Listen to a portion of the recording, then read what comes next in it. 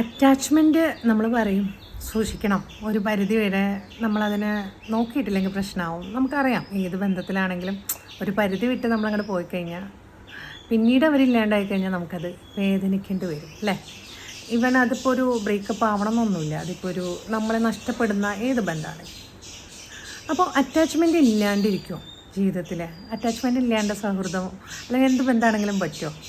എന്താണ് ബുദ്ധിമുട്ടാന്നല്ലേ ഉള്ളിൽ വരുന്നത്. കാരണം ഒരു ഫേക്ക് റിലേഷൻഷിപ്പ് ആവില്ലേ ഒട്ടും അറ്റാച്ച്ഡ് ആവാതെ. പക്ഷേ ഓവർ അറ്റാച്ച്മെൻ്റ് ആയാലോ? ഓവർ അറ്റാച്ച്മെൻ്റ് ആയിക്കഴിഞ്ഞാണ്ടല്ലോ നമ്മൾ നമ്മുടെ ഉള്ളിലുള്ള സകലതും അവരോട് പോയി പറയും. എല്ലാം അവരാണ്, പിന്നെ അവരാണ് നമ്മുടെ ഡിസിഷൻ മേക്കിങ്. അതൊരു സന്തോഷമല്ലേ, എല്ലാ കാര്യങ്ങളും ഷെയർ ചെയ്യുമ്പോൾ ഒരു ഡിപ്പെൻഡിങ് ലെവലിലേക്ക് എത്താം. പിന്നെ നമുക്ക് ഡിസിഷൻ എടുക്കാൻ പറ്റുന്നില്ല, ഇവരുടെ അടുത്ത് പറഞ്ഞിട്ടില്ലെങ്കിൽ ബുദ്ധിമുട്ട്. പിന്നീടോ ഈ ഓവർ അറ്റാച്ച്മെൻ്റ് എന്താ പ്രശ്നം? അവർ നമ്മുടെ ഈ ഫീലിങ്സിനെ മുഴുവൻ മാനിപ്പുലേറ്റ് ചെയ്യാൻ തുടങ്ങുന്ന ഒരവസ്ഥയിലേക്ക് എത്തും. അപ്പോൾ ഭയങ്കര ബുദ്ധിമുട്ടാണ് കേട്ടോ. അപ്പോഴാണ് പലരും വരിക. ഈ അറ്റാച്ച്മെൻറ്റിന് തന്നെ പലതും ഉണ്ട്. ഇപ്പോൾ നമ്മൾ കുട്ടികളുമായിട്ടുള്ളത്, അങ്ങനെ പല രീതിയിലുള്ള അറ്റാച്ച്മെൻറ്റിൻ്റെ പ്രശ്നങ്ങളും നമ്മൾ വരുന്നുണ്ട്. അപ്പോൾ ഞാനൊരു കോമൺ ആയിട്ടുള്ള അറ്റാച്ച്മെൻറ്റിൻ്റെ ഇഷ്യൂസാണ് പറയുന്നത്. അപ്പം നമ്മൾ മനസ്സിലാക്കേണ്ട ഒരു കാര്യം, ഏതൊരു ബന്ധത്തിലും ഏതൊരു ആളും നമുക്ക് കുറേ കാര്യങ്ങൾ ഫേവർ ചെയ്ത് തരുമ്പോൾ, നമുക്ക് ചെയ്തു തന്ന് നമ്മളൊരു കംഫർട്ട് സ്റ്റേജിലേക്ക് എത്തുമ്പോൾ, അതായത് നമ്മളൊരു കംഫർട്ട് സ്റ്റേജ് എന്ന് നമ്മൾ പറയുമ്പോൾ എല്ലാ കാര്യങ്ങളും നമുക്ക് കുറച്ചും കൂടി ഈസി ആയിട്ട് നടത്താൻ പറ്റുന്നത് കേട്ടോ. അപ്പോൾ അങ്ങനെ ഒരു കംഫർട്ട് സ്റ്റേജിൽ നമുക്കുണ്ടാകുന്നൊരു ഇതെന്താണെന്ന് വെച്ച് കഴിഞ്ഞാൽ, നമുക്ക് എല്ലാം ഒരു ഭയങ്കര ഒരു ഹാപ്പി ഫീലിലേക്കാണ് ഉണ്ടാവും. നമ്മൾ കഷ്ടപ്പെട്ട് നേടിയെടുക്കുന്നതിൻ്റെ ഹാപ്പിനെസ് അതിനേക്കാളും വലുതാണ്. പക്ഷെ നമ്മൾ മനസ്സിലാക്കാതെ പോകുന്നൊരു കാര്യം, ഈ കംഫർട്ട് സ്റ്റേജിൽ നിന്ന് കിട്ടുന്നതിലേക്ക് പോകും. ഈ ഓവർ അറ്റാച്ച്മെൻറ്റിലിരിക്കുന്നതിൽ ഒരു വ്യക്തിക്ക് മാത്രമേ കൂടുതൽ അറ്റാച്ച്മെൻറ്റ് വരുന്നുള്ളൂ. അവിടുന്ന് ഇങ്ങോട്ടില്ല. നിങ്ങൾക്ക് തോന്നുക നിങ്ങൾക്ക് അങ്ങോട്ട് മാത്രമാണുള്ളത്. അതൊന്നും നിങ്ങൾ ചെക്ക് ചെയ്യണം. അതുകൊണ്ട് അവർക്ക് കുറച്ച് കഴിഞ്ഞാൽ ചിലപ്പോൾ നിങ്ങൾ ബുദ്ധിമുട്ടയ്ക്കാം.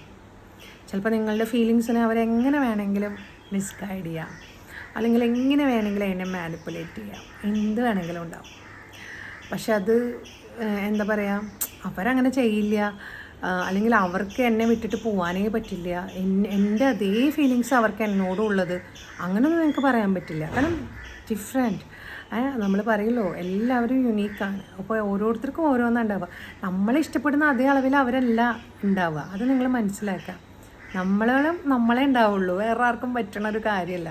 അപ്പം നമ്മളവരുടെ നമുക്ക് തോന്നുകയാണ് അവർക്ക് നമുക്ക് അറ്റാച്ച്മെൻ്റ് ഉള്ളതുകൊണ്ട് അവർക്കങ്ങനെ വിട്ടിട്ട് പോകാൻ പറ്റില്ല, നമുക്ക് പറ്റണില്ലല്ലോ. അപ്പോൾ പിന്നെ എങ്ങനെ അവർക്ക് പറ്റുക? അതെ, നിങ്ങൾക്കാണ് പറ്റാത്തത്, അവർക്ക് പറ്റും. അവരോട് ഒരു ബൗണ്ടറി വെച്ചിട്ടുണ്ട്. പലപ്പോഴും നിങ്ങളത് കാണാണ്ട് പോണതാ.